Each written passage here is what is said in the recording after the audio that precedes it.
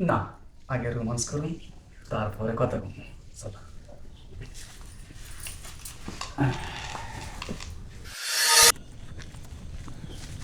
একটা লাল টুকটুক শাড়ি পরা মাইয়া, আমার মন প্রাণ নিল সে কাইরা।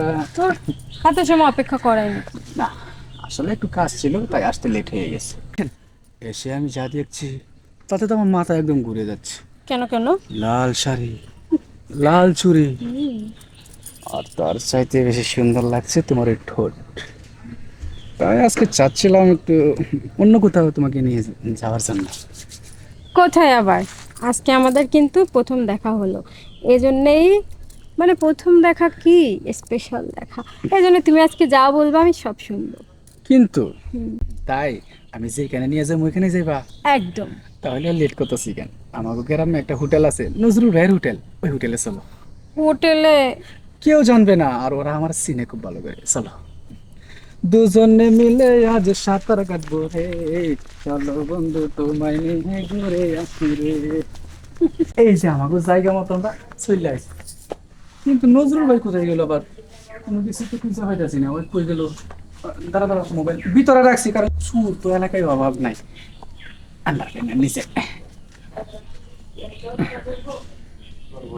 নজরুল ভাই, আপনি কোথায়? ও, এক জায়গায় কাজে চলে গেছেন জরুরি। যাক, আমি আইছিলাম। রুম আমার ওইটাই থাকে সবসময় না? খোলা আছে? ঠিক আছে, তাহলে আপনি আইন পরে আমি একটু ভিতরে গেলাম, কারণ সময় নষ্ট করা যাবো না। চলো।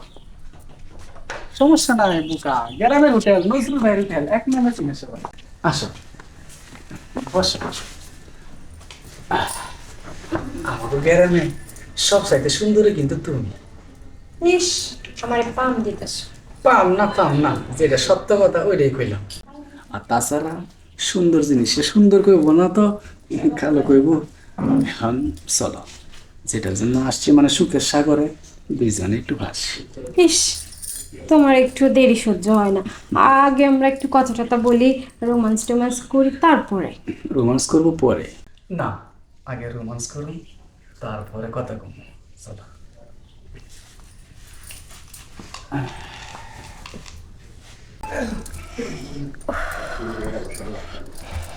তুমি না সেই মানে কি বলবো, আমার খুব লজ্জা করতেছে।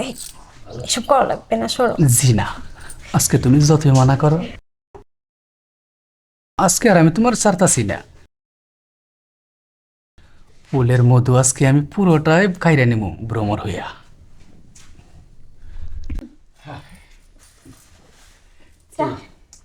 ভ্রমর কি ঠিক মতো মধু খাইতে পারছে? একদম। আচ্ছা, চলো। আচ্ছা, অনেকক্ষণ হয়েছে আইছি, এখন চলো যাই। কারণ গ্রামের হোটেল কে না কখন চললে আহে। বাসায়ও যাইতে হবে, অনেকক্ষণ বেরোচ্ছি।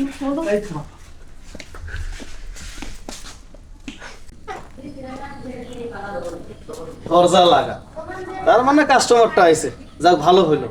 এইটা হচ্ছে একটা বিশেষত্ব।